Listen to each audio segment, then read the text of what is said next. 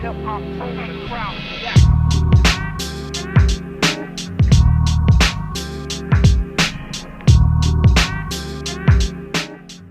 All right, everybody, welcome back in. It is the Rob and Stu Show. So happy to be back with you. So happy that you're back with us. It is another week. It is week 9 of the college football season. And the pick show, I mean, who's got it better than us? We're stealing all the signs this week to give you the best winners that we possibly can. You know, anytime you can fly to Piscataway to scout a Rutgers Northwestern game, I mean, or Rutgers Temple, I mean, you have to do it. You have to. You have to. You have to have those signs. Yes. Because you're not going to beat anybody. You're not going to beat Rutgers in Piscataway without. You're not going to take the bowl eligible Scarlet Knights, okay, and be able to beat them without stealing signs. Potentially the worst bowl ever team. How dare you? But we'll get to that eventually. Of course, Roberto joining me, CVD, JC Shelton. We're going to kick it right off with the picks and start with my co-host, Roberto, who I'm proud to say, along with me, the only one's not to have a losing week last week. He goes 3-3. He is up to 22-20 on the year. The doggies, 4-4. However, the locks, he's leading the league, folks. 6-3 on the locks. Lead pipes. When he tells you it's Easter, start painting eggs. I work with lead pipes, and I just pick lead pipe. I'm a pipe guy. Yeah. Pipe Rob, they call me. Anyways, Robbie Pipes. Anyways, let's get down to the first bet Saturday. Saturday, we're going to start it off at 1 o'clock. I like Eastern Michigan +3. Western Michigan stinks, okay? I am not a Western Michigan fan. I know Eastern Michigan isn't great either, haven't played the greatest schedule. I love the number in this game. You guys know me. I'm the numbers guy, even though I really can't count to 10. But if you see my spelling on Twitter, which is horrific, my math might be even worse. But anyways, listen, that's the New Jersey education system. But Eastern Michigan +3, and I'm also going to sprinkle a little bit Eastern Michigan money line for my regular bet Saturday. Question, Rob. Go ahead. Okay. Eastern Michigan is playing Western Michigan. Yes. Can you name the 2 mascots for the schools? I know Western Michigan's the Broncos. Okay. Corey Davis. Eastern Michigan, I couldn't tell you. The Falcons? Close. The Ravens? Yes, the Falcons. No. The Falcons of Eastern Michigan. Okay. Eagles. They're the Eagles. Okay. The Eagles. Okay. Hey, isn't that where Max Crosby played? Didn't Max Crosby play? Yes. Yes. Yes. I thought Rob, one thing that always works in your favor with Eastern Michigan is, for whatever reason, they have a phenomenal underdog record. Mm-hmm. They're 26-6-1 as a MAC underdog, like the last 7 years. Away dog, they are 19-2 as a MAC away dog. It's uncanny when they're a dog. And, you know, last week we used them in power sweep, and we said on Thursday, we're not going to use them as a late phone play, and we're going to regret it. And we regretted it because they covered again. It's ridiculous how often they cover. Yes, I'm going to take them +3, and I'm going to take them a little bit money line. They had a decent team a couple of years ago. I remember they actually came to Piscataway and beat us. I know, shocking. I know. My second bet of the weekend, my underdog play of the weekend. Okay, I don't want JC to get upset at me. Okay, but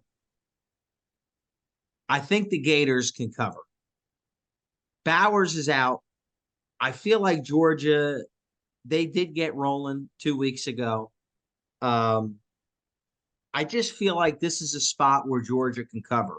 It's 14.5. I think that's the key number. I could see Georgia pulling away and Florida with a late backdoor cover. I think it'll be a low-scoring game. That's a lot of points to give in what I think will be a lower-scoring game. But I got to get JC's opinion. I mean, he's the Georgia guy. He's the king. He's helped my Eagles, so I love Georgia. But I just think Florida is the key number in here. Not that Georgia's probably going to win the game, but I like Florida at the number. Rob, I'm not going to hate you. I will say, it's something to consider is Georgia in big games and rivalry games. The games that you don't have to get pumped up for, Georgia dominates. And Kentucky, at least this year, is the example. You can go back in years past and see that as well. I think it's interesting when you think about how Florida has grown and Graham Mertz has grown, because at the beginning of the season, that offense was just out of whack. And it looks like he's gotten much more comfortable. Now, the games he's played in October against South Carolina and Vanderbilt, we all know about those defenses, right? So I think Georgia's going to definitely give him problems with looks and stuff like that, and get him out of the pocket and make him throw on the run. That's what Georgia's good at doing. Rushing wise, both teams I think are really going to try to run the ball in this game. Georgia has the upper hand, and at least defensively, in stopping that. Florida third down percentage, not very good on defense. One of the last in the FBS from what I read this week. So, 14. I'm not going to touch it. I'm just not that confident in 14. But I think just something to consider is that Georgia plays really, really well against teams in big games. So, Georgia could come out here and win by 28. I wouldn't be surprised. I like it. My lock of the week, I'm going to go down an hour from where we're going to be. I like Louisville -4 versus Duke. Like this spot for Louisville. I think Duke's coming off playing a couple of big games. The injury at quarterback, the way things are going. I think Louisville's improving as the season goes on. I like them in this spot -4. That's my lock of the week is Louisville. Another play later Saturday that I like, I'm going to give two more plays actually here. The USC, what game is that here? Hold on. USC. Why can't I find that game? Oh, USC Cal. I love the over. 67.5. Two atrocious defenses. I think that should be able to get there easily. And I got to give the pick on the Kentucky-Tennessee game. But before I do that, I also really like Arizona money line late Saturday versus Oregon State. That's an Arizona line, man. It really is. It really is. Number 11 in the country, giving 3.5 on the road. I just like Arizona in that spot. That's a salty spot. And we're all going to give a pick on this game because me and Stu will be in attendance. Another one, the line says UK, but I haven't been that impressed with UK watching them. I think Tennessee covers this game on the road at 3.5. Any play on the total? No. Okay. Thanks for playing along, Rob. I will take the under. No. Okay. Thank you. Wow. He's got baseball to reach. Two presidencies still struggling with the rules. JC Shelton's up next. Abysmal week. Horrific. Car accident. No free shout out to the Georgia football team when I say that. JC, 17-21, 3-8 with the dogs, and your locks are locks in that just fade you, and you're going to do all right. 1-6 overall. JC, what are we playing against you on? Yeah, I would like to say one thing. Georgia was on a bye week last week, so I also mentally was on a bye. So I just came on here to have fun, right? That was my situation. But now we're back. It's Florida, world's largest outdoor cocktail party, and I'm feeling good. So what we're going to do here is, as I look at this total for Tennessee and Kentucky, which is 51.5. Okay. I kind of like the under. Tennessee, their defense is playing well. Can they keep? Well, unless it's in the second half versus Nick Saban, I think they can keep Kentucky under 20 points. I think that's doable. And Kentucky, on the other hand, against Tennessee's offense, I also think they can keep it under 20. So I like the under here in that game. And then I'll go ahead and give my Kentucky-Tennessee pick. It's a dog, Kentucky money line. Kentucky money line.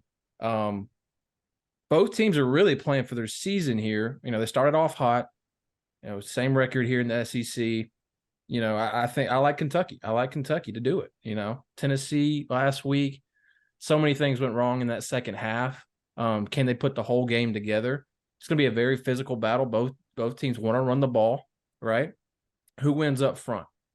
That's the question. And then Joe Milton, can he make plays in pressure situations, which he hasn't this year? So give me Kentucky. And then I got my lock, so I guess fade me here. USC, 11 points at Cal. I think USC comes out hot, and Cal cannot even keep up whatsoever. I like Cal big in this game. I'm not Cal. I like USC big in this game. So much crap's been talked about Caleb Williams, and we know how pretentious he is anyway. So I think he's going to be really motivated to play well in this game and try to shut people up. Lincoln Riley, is he playing? I heard something about the school at USC is trying to get Cliff Kingsbury on the field in a role, which is interesting to me. Why would you release that in the first place and such? Are they trying to push Lincoln out? I don't know. But what they've done with that talent and then his inability to create a defense is ridiculous. But I don't think you need it in this game. I think offense can really just take off and take the game over, as USC likes to do anyway. South Carolina, here is another dog for you. We're going all over the place here, Stu. South Carolina, plus 14 over A&M. Carolina can score. A&M's have trouble doing that. Now, A&M defensively, very tough. Good front seven. South Carolina doesn't run the ball anyway. So, they're definitely not going to in this game, I don't think. I think they do enough and score enough to keep it closer than the 14. Could even see them pulling off an upset here, but I know it is a harder place to play in Kyle Field. And then regular picks, I'll throw two more out there. Oklahoma, minus 10 over Kansas. I think what they did last week against UCF, I think, was abysmal, and I think they know that. So I expect them kind of like a bounce back game, kind of like USC. When I'm thinking they come out strong and really put it on them. I think the other thing there too is this is now the Jake Beans show, and you're not going to see Jalen Daniels probably the rest of the year. Kansas feels like Arizona, the Cardinals, not the Wildcats, but like Kansas plays a really tough first half, but that defense is thin. There's not much depth, and you get into that second half, and Katie barred the door. So yeah, you saw how physical Oklahoma could be against Texas too. That was no easy win, and they put together 4 good quarters, came out with a win there. I still like them from that. We'll see. I like them big. Oregon minus 7 at Utah. I think this was interesting to me, because Utah has played that upset so many times, right? But without Cam Rising, can they really pose a big enough threat to that Oregon defense for 4 quarters? And then, we've seen what Bo Nix can do this year. He's playing really well. That offense, the rushing attack has really stood out. And they're running the ball really well. I think their offensive line is really dominating up front. And, Utah's tough. I don't think it's going to be an easy game, but I just see Oregon pulling away in the 4th quarter at the very least. So I like that line for Oregon. And them's the picks. All righty. Now let's bring it to the MVP of the show. He is Mr. Tuesday Night. He's the whole effing show. He is CVD. Chris Van Dine. 20-32. Chris. The dogs are 2-9, and the locks are 2-8. It's amazing. That's pretty impressive. You're on a heater. Dude, I've had the luck I've had lately. That Pitt game really set me off. I haven't been more mad about a college football game than that game. That game was open. When you text me and I was on Wake and I took him off my card last week, Pitt, the huge line shift. Soon as it's because Wake went down to their 3rd string quarterback, Mariucci, who was playing. Tight end. Yeah, he was a special teams player. I think he had 5 snaps all year on special teams, and that game was horrific to watch. That was a ridiculous call too. They got screwed. Oh, it was terrible. the game was over. The game should have been over. That was I had Iowa and I had Pitt. That completely ruined my day. All within 5 minutes. Both of those calls happened within like 5 minutes of each other. And on the show, you missed by a combined total of 1 point on the Coastal lock. They covered by 10. Line was 10.5. And Auburn plus 6.5. That sucks. That line moved all over the place. On Friday, that line was down to 8. Then it went back up to 9.5. Then I think it ended up settling at 10 on Saturday. That line, we actually stayed away from that game at the end of the week because the line was moving so much. We were like, we don't know what's going on here. And then McCall ended up actually missing most of the second half. He got injured on a little bit of a cheap shot play there. Yeah. I lost the Auburn game by a half point. It was just I was extremely close to having a huge week, and ended up having a bad week. But this is the huge week. CVD, I'll let you kick it off. Yeah, I'll start with my lock. I'm actually going opposite of JC on one of his plays. I got A&M this week. Kyle Field is a tough place to play. I love this defensive line against South Carolina's offensive line, which is banged up. They've had 10 different offensive linemen injured over the course of the season. Not all 10 of them are out right now, but they're all dealing with injuries.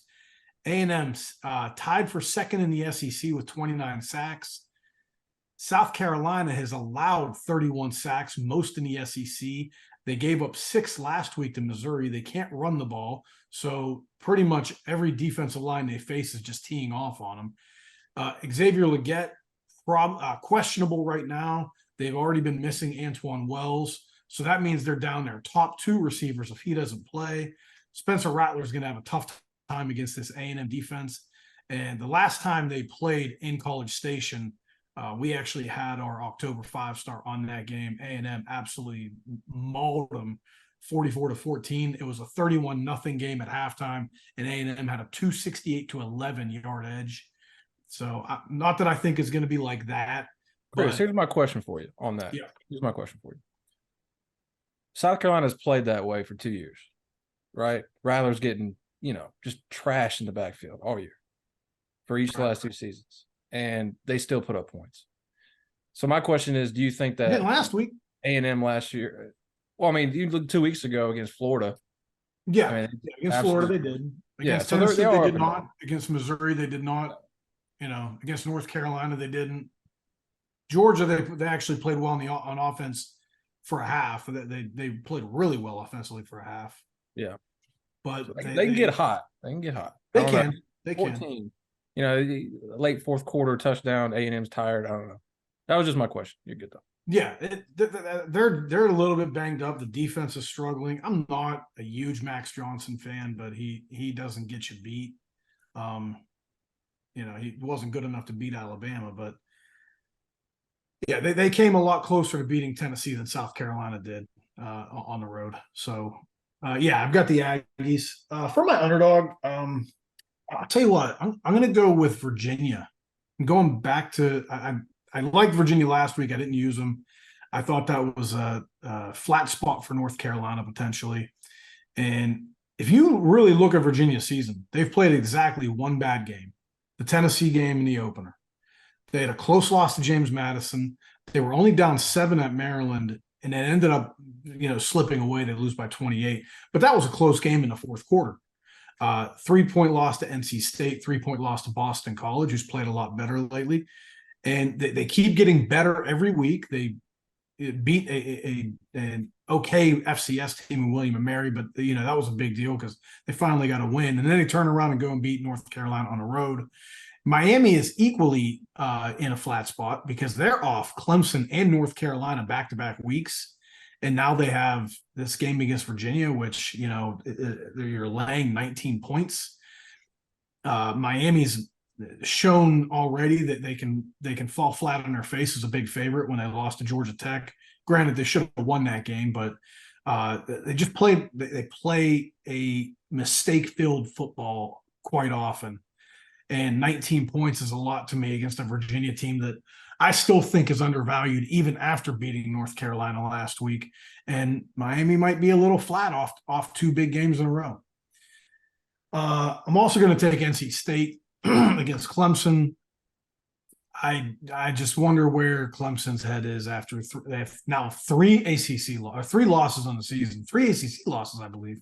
Yeah, 3 ACC losses for Clemson. Massively disappointing season for them.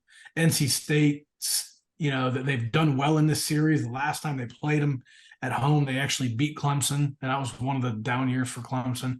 I just think 10 points, an NC State team that has a pretty good defense, holding opponents 23 yards per game below their average.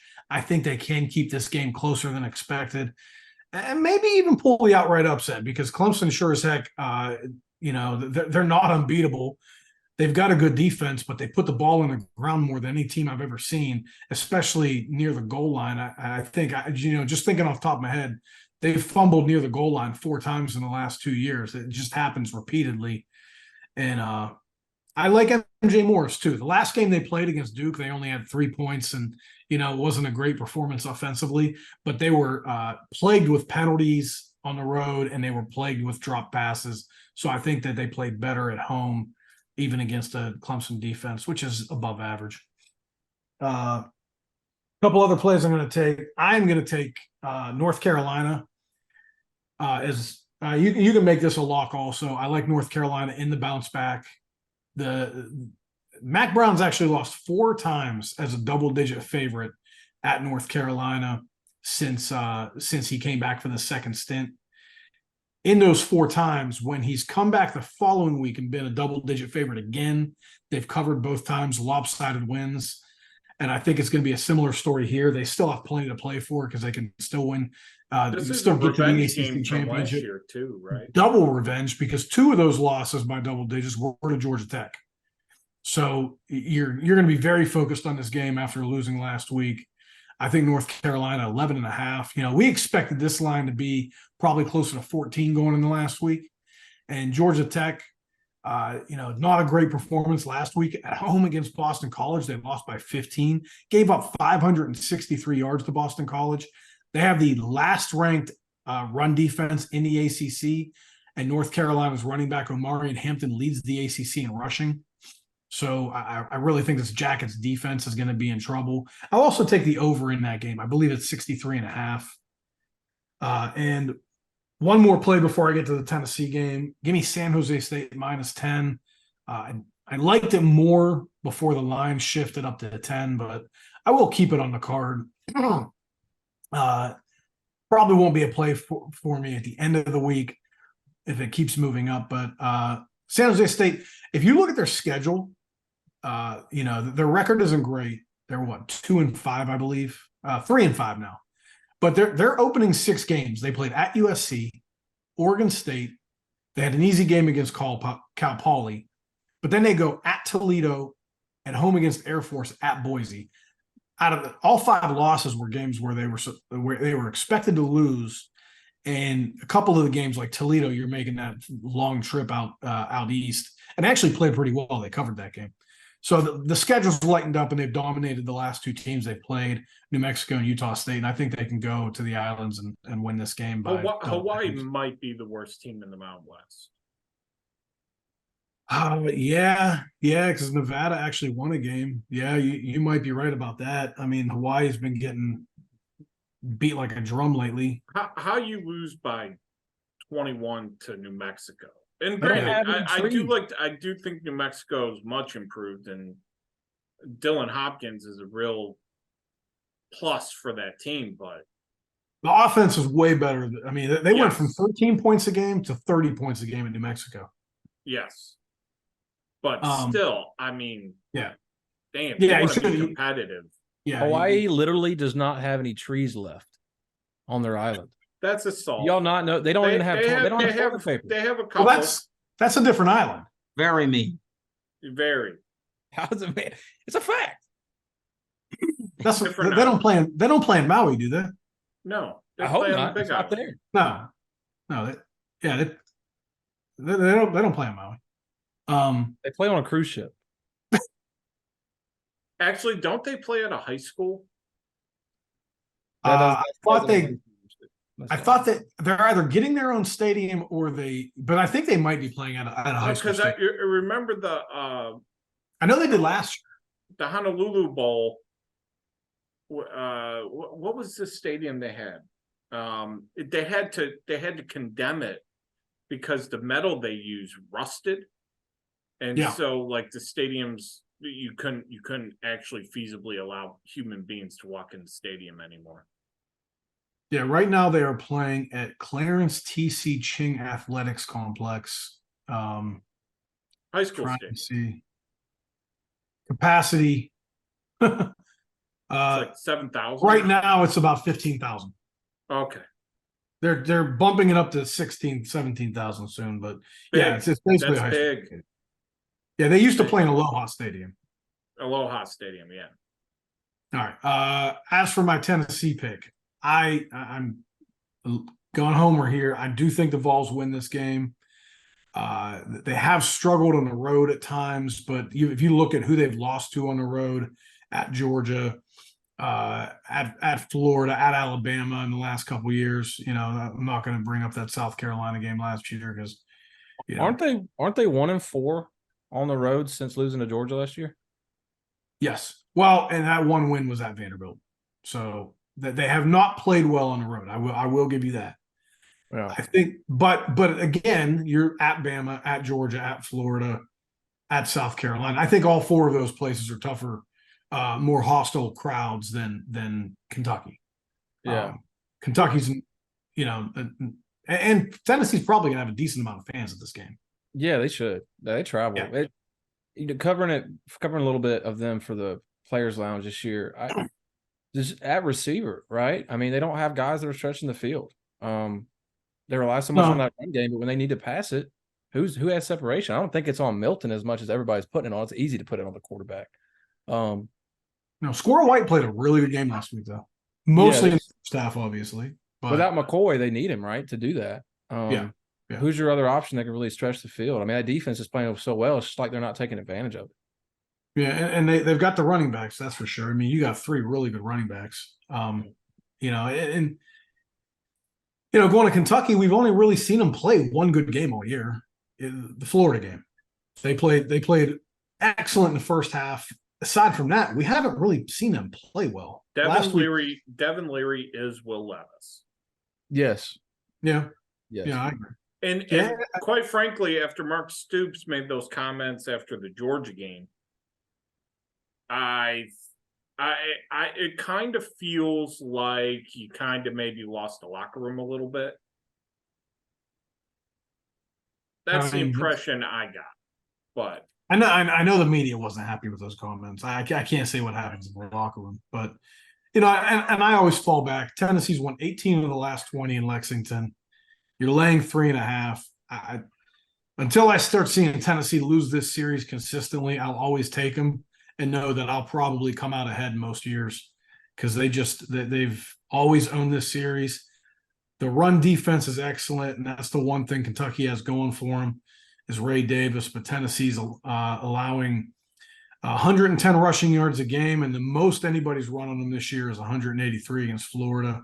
So, unless you have a really poor performance stopping a run, then the defense is going to limit Kentucky. I think they can force some turnovers. I think they win this game by 10. I like the Vols, and I'm with you guys. I think if anything, not necessarily putting a play on the total, but I would take the under if I had to. Alrighty. That does it for CBD. NC. See, and I followed the rules. You did follow the rules. That's unlike Good boy. Unlike me. Rob, how many hats do you have? Sorry to interrupt. How many? Because every time we're on the show, you have a different hat on. It's impressive to me. Courtney, how many hats do you say I have? How many hats do I have? Crickets. Just crickets. This is About great 150. audio content here. 150. Okay. Man, it's impressive. I'm a hat guy, so. Oh yeah. If you see him take off the hat, you understand why he has 150. This is true. Yeah, he's got a real fetish for hats. I mean, at least once a month I'm talking to him. Oh, I got a new Eagles hat. At least it's not feet. Yeah, I guess. Or maybe he has both. Well, who's to say? Can't sexually assault feet, can you? All right. There's ways. That's for Rob and Stu after dark. If you guys want to join our Patreon Saturday nights, Rob's way to OnlyFans. bump that up. Me and Stu do like a heavy set balding. It's a whole thing. Mid-30s. It's a whole This week's special guest Mel Tucker on FaceTime. Only fans for Rob and Stu. Yeah. Speaking of the state of Michigan, I just read a report from Pete Thamel that the Big Ten does not need approval from the NCAA to institute penalties for Michigan. So it might not be as long as people are saying. They might be this season. And what will it be? Wow. War criminals. This is what happens. This is what happens when you fire rockets into Israel, when you commit mass genocides in Kosovo. This is the kind of stuff that happens to war criminals. Put Hitler on your jumbotron. Oh wait, that was Michigan State. We wanted to make them feel comfortable. What even the third party company? I mean, what was the thought process? So here's the best part. The person that the question that I have above anything is I've been to a lot of sporting events in my life, right? We all have. When the fuck had they started playing Quiz Bowl an hour before the big rivalry game? What the hell are we doing? That's my first question. Second question is to answer yours, Rob. Essentially, some staffer, he just pulled it off YouTube, right? So it's kind of copyright infringement, which is another deal. But yeah, our university's a clown car on fire.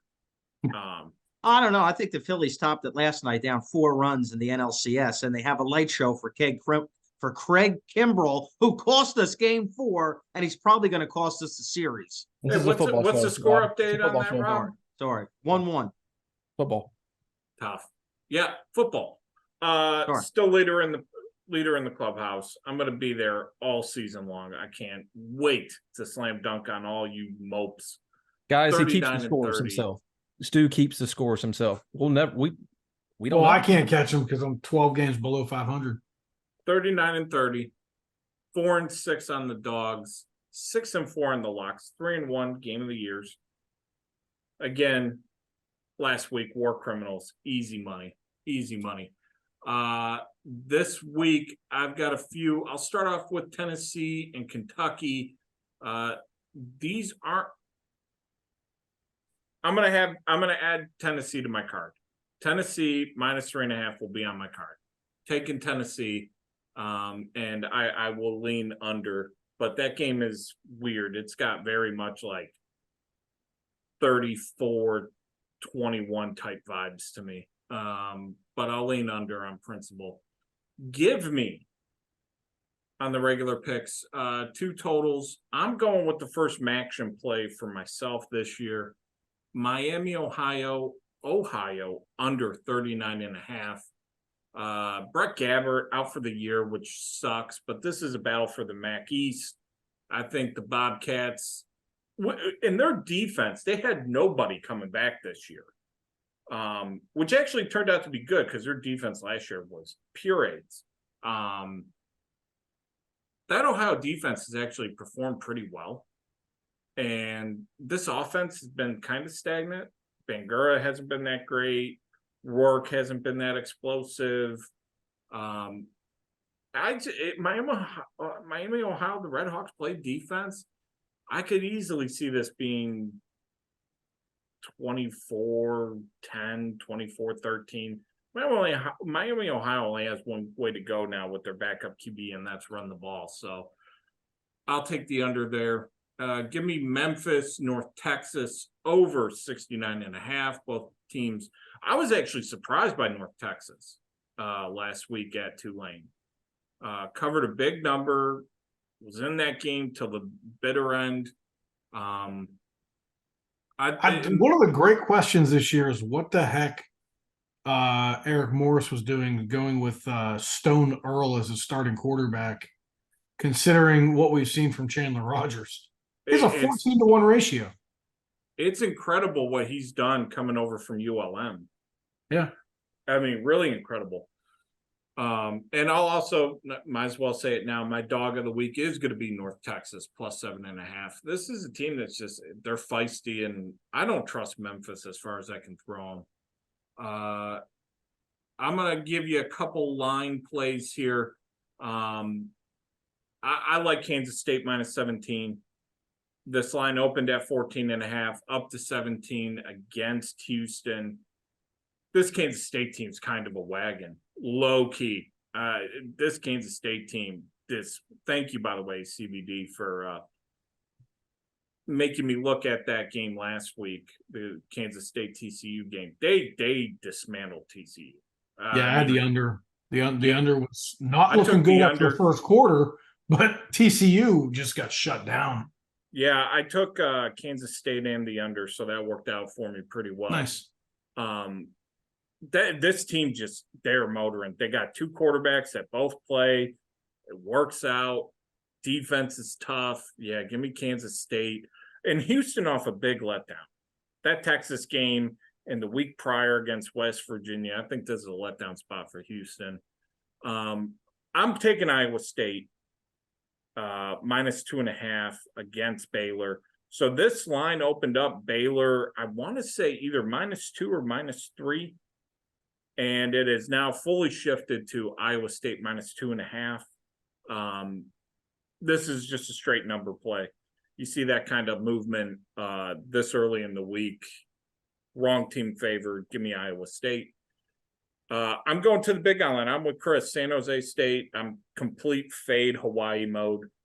So I'll take San Jose State. Give me the Spartans. The real Spartans of San Jose State, minus 10. And that brings me to my rest in peace, Lawrence fan. What's that? Sorry, rest in peace, Lawrence fan. He was the SID there for decades. Nicest guy in the world. Passed away like this is the Lawrence fan memorial game, so that just adds to my pick. Shout out, no free shout out to Lawrence. Lock of the week. Golden Gophers. Michigan State is going to get wrecked by Darius Taylor. Absolutely destroyed. Did you watch their offense last week versus Iowa? Yes. It's versus Iowa. So Zach Galifianakis, whatever the fuck his name is, he's not bad when he's playing mediocre to bad defenses. See the ULL game, and they had another one in there where he wasn't horrible. Michigan State is bad, like really bad. And you just lost Simeon Barrow, who was a rotational piece on that D-line. When he's healthy, he's good. They're playing Hitler videos. You just got waxed at home by 45 to, I don't know, Chris Kyle's sniper lookout. I'll tell you, this team is just bad. They're fade them. They shouldn't. They really should be double-digit dogs in this game. Give me the Gophers. And that are the picks. Gentlemen, JC, what you got going on? Pulse Sports Network. Go check it out. Give a like, subscribe. Help out the pirate ship. Yeah, last time I checked, which was earlier today, I'll pull it up now for the sake of the show. We were at 199 subscribers. That's up. That's up from last week. Still 199. So let's get to 200. Be the 200th. Be the 200th, guys. Big giveaway once we get to 200. Big giveaway. Yeah. And this show will be posted this week as well, along with UGA Football Live with JC Shelton, obviously me.